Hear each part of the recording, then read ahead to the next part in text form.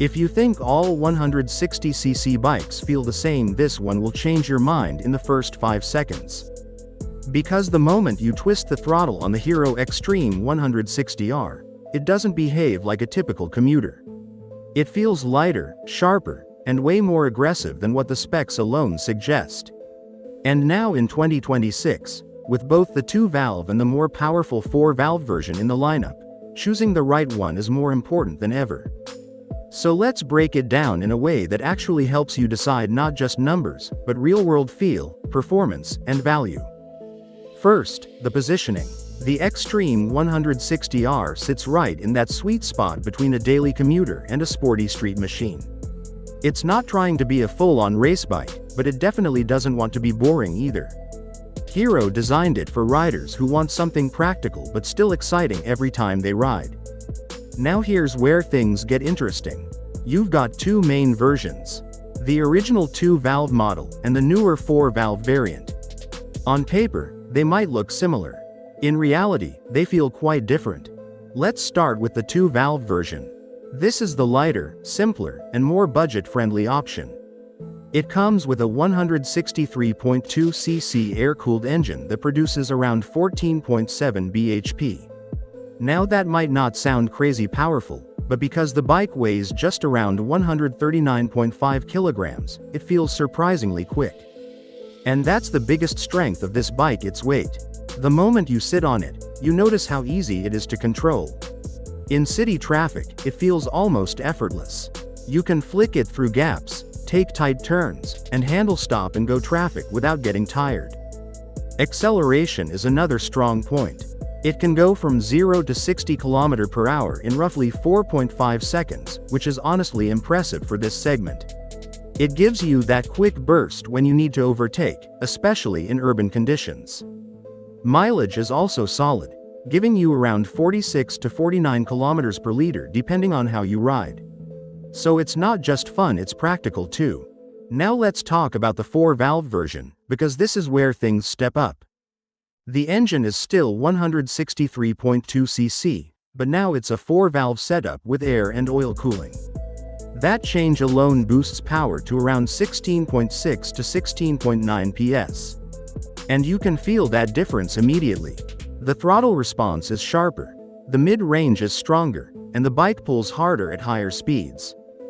Top speed also increases to around 115 km/h, compared to about 107 km/h on the 2-valve. But more importantly, the way it reaches that speed feels smoother and more refined. And it's not just the engine. The 4V version gets serious upgrades in hardware. One of the biggest highlights is the USD front forks. These upside-down forks not only look premium but also improve stability and handling, especially when cornering or braking hard. Compared to the standard telescopic forks on the 2V, the difference is noticeable if you ride aggressively. You also get better braking options. While the base variants come with single-channel ABS, the top 4V variant offers dual-channel ABS, which adds an extra layer of safety especially at higher speeds. Then comes the tech, and this is where the 4V really separates itself. You get riding modes Sport, Road, and Rain. Each mode changes the throttle response to suit different conditions. Sport gives you maximum performance, Road balances power and efficiency, and Rain smooths everything out for better control on slippery roads. There's also Bluetooth connectivity, allowing you to pair your phone for call and notification alerts. And if you're someone who loves performance stats, there's even a drag race timer built in. It's a small feature, but it adds to the overall sporty character of the bike. Despite all these upgrades, the weight only increases slightly to around 145–146 kg. So you still get that lightweight feel, just with more power and better components. Now let's talk about real-world riding. In the city, both bikes perform extremely well. The lightweight chassis, upright riding posture, and responsive engine make daily commuting easy and even enjoyable. But the 2V feels a bit more relaxed and efficient, while the 4V feels more energetic and responsive. On the highway, the 4V clearly has the advantage. The extra power and better stability make it more comfortable at higher speeds. The 2V can handle occasional highway rides, but it feels more at home in the city.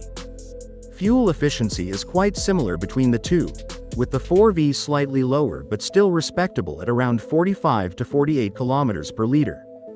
Now let's come to pricing, because this is where your decision really starts to take shape. The 2-valve version starts at around 1.7 lakh ex-showroom, making it one of the most affordable sporty bikes in this segment. The 4-valve version starts higher, around 1.33 lakh, and goes up to about 1.36 lakh for the fully loaded variant with all the features. So the question is, should you spend the extra money? If your priority is budget, daily commuting, and maximum fuel efficiency, the 2V is more than enough. It's light, quick, and incredibly easy to live with. But if you want more performance, better handling, modern features, and a bike that feels closer to a premium segment machine, the 4V is absolutely worth it. And here's the honest truth. The 4V doesn't just feel like an upgrade, it feels like a completely different personality. More aggressive, more refined, and more exciting overall. At the end of the day, the Hero Xtreme 160R isn't just about specs. It's about how it makes you feel when you ride. Lightweight, responsive, and surprisingly quick, it proves that you don't need a big engine to have fun. And with the 4-valve version pushing things even further, it's easily one of the most complete packages in the 160cc category right now. So if you're looking for a bike that can handle your daily commute, give you weekend thrills, and still keep your fuel costs in check, this might just be the perfect balance. And now the real question is, are you going for the lightweight simplicity of the 2V or the performance-packed punch of the 4V?